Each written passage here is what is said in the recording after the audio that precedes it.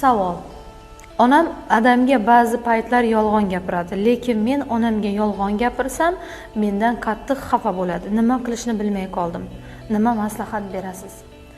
O'zi insonlar nima uchun yolg'on gapirishini eng avvalo anglab olishimiz kerak. Yolg'on bu himoya hisoblanadi. Ya'ni jazolanishdan qo'rqib yolg'on gapiradi. Farzandlar onasidan qo'rqqani uchun yolg'on gapiradi.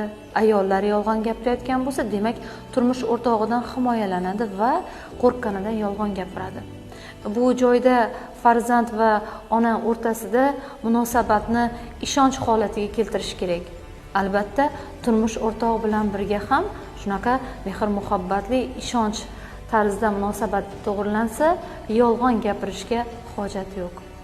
Agar sizga ushbu mavzu qiziq bo'lsa va yanada ko'proq ma'lumot olishni xohlasangiz, siz uchun farzand tarbiyasiga mos qo'llanma tayyorladim. Ushbu qo'llanmani siz Aktualnidan farzandim bo'limidan topishingiz mumkin.